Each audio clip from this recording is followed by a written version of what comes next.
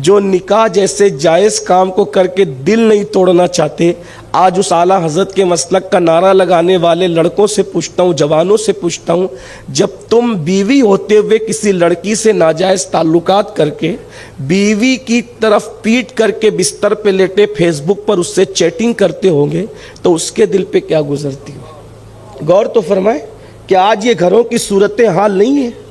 بیوی کی طرف منہ پھیر کر رات کے 3 بجے تک واٹس ایپ پر لگے ہوئے ہیں، فیس بک پہ لگے ہوئے ہیں، حالانکہ مذہب تو یہ کہہ رہا ہے کہ اگر نوافل کی کثرت کی وجہ سے بیوی کا حق تلف ہوتا ہو تو وہ نوافل چھوڑ دیے جائیں، اس لیے کہ نوافل ادا کرنے سے افضل ہے بیوی کے حق کو ادا کرنا۔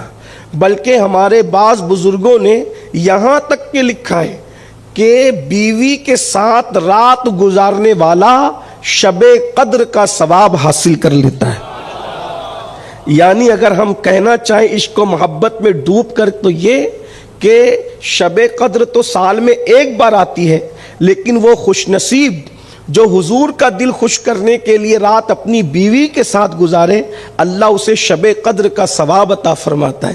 غور تو فرمائے کتنی بڑی بات ہے، لیکن وہ تو نہایت سستا سودا بیچ رہے ہیں جنت کا، ہم مفلس کیا مول چکائیں، اپنا ہاتھ ہی خالی ہے۔ تو کسی کا عام انسان کا دل توڑ دیا جائے تو آدمی کو زوال شروع ہو جاتا ہے، اس کی الٹی گنتی شروع ہو جاتی ہے، وہ برباد ہوتا ہے، تباہ ہوتا ہے۔ بہت سے لوگ کہتے ہیں کاروبار پہلے بہت اچھا چلتا تھا حضرت، اب کوئی تعویذ دے دو، کوئی وظیفہ دے دو، صحیح نہیں چلتا۔ تو تعویذ اور وظیفے بھی پھر کام نہیں کرتے، وجہ اس لیے کہ آپ کی جو الٹی گنتی شروع ہوئی ہے، ہو سکتا ہے کہ آپ نے کسی کا دل دکھایا ہو، کسی کے دل کو تکلیف پہنچائی ہو۔ اللہ اکبر۔ تو بات دور نکلی، عرض کر رہا تھا کہ وہ محدث کہتے ہیں اللہ کا واسطہ دے کر میرے ساتھ نکاح کروایا گیا، میں نے دیکھا وہ قبول صورت نہیں ہے، لیکن اب طلاق دوں تو کیسے دوں، کیونکہ کسی کا دل ٹوٹنا ہے، کسی کے دل کو تکلیف پہنچنی ہے۔ کہا دل ٹوٹنے سے بچنے کے لیے میں اس کو دیکھتا رہتا، صدمے میں رہتا، دیکھتا، کبھی کبھی میں کئی گھنٹوں اس صدمے میں گھر سے باہر نہیں نکلا۔ بالآخر 15 یا 20 سال میں نے اس عورت کے ساتھ ایسے ہی گزارے، اس کو برداشت کیا، صبر کیا، اور اس کو یہ احساس بھی نہیں ہونے دیا کہ یہ میرے لیے قبول صورت نہیں ہے۔ فرمایا آخر اس کا انتقال ہو گیا۔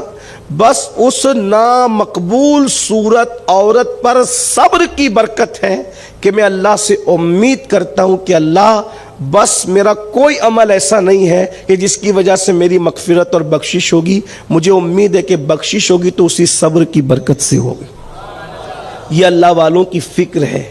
اور اپنی گفتگو کو سمیٹتے ہوئے آخری بات عرض کروں، ہماری جماعت کے بہت بڑے بزرگ تھے، بڑے عظیم بزرگ تھے، جن کی سیرت بہت لوگوں نے لکھی، اور یہ کتنے ایسے بزرگ ہیں کہ مولوی اشرف علی تھانوی جیسے لوگوں نے بھی ان کی سیرت کو لکھا۔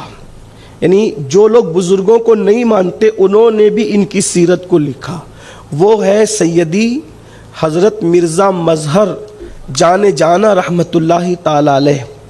یہ مرزا صاحب رحمۃ اللہ علیہ بہت بڑے بزرگ، سلسلہ نقشبندیہ کے بڑے عظیم علمبردار، اور یہ شہید ہوئے۔ مرزا مظہر جانے جانا رحمۃ اللہ علیہ کو رافضیوں نے شہید کیا تھا۔ بہت نازک مزاج آدمی تھے، مزاج میں بہت نزاکت تھی۔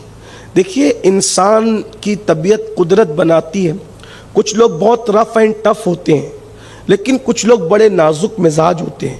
انہی نازک مزاج لوگوں میں حضرت مرزا صاحب تھے۔ اور مرزا کوئی مذاق کے لیے نہیں کہہ رہا ہوں، سچی بات، آپ کی سیرت اگر آپ پڑھیں گے تو آپ کو حیرت ہوگی کہ کسی کے مزاج میں اتنی بھی نزاکت ہو سکتی ہے کہ مرزا مظہر رحمۃ اللہ علیہ ہزاروں نہیں لاکھوں لوگ مرید، اور کیسے کیسے لوگ مرید پتہ ہے؟ قاضی ثناء اللہ پانی پتی نام سنا ہے؟ صاحب تفسیر مظہری، یہ معتقدین تھے ان کے، یہ لوگ، یہ وہ لوگ صاحب، یعنی چھوٹے موٹے لوگوں کا پیر نہیں، مفسرین کا پیر، محدثین کا پیر، لیکن نزاکت کی وجہ سے نکاح نہیں کرتے تھے اور نکاح سے رکے ہوئے تھے۔ وجہ یہ تھی کہ اگر بزرگوں نے لکھا ہے کہ مٹکے پہ اگر ڈھکن ٹیڑھا رکھ دیا جائے تو ترچھا ڈھکن دیکھ کر ان کے سر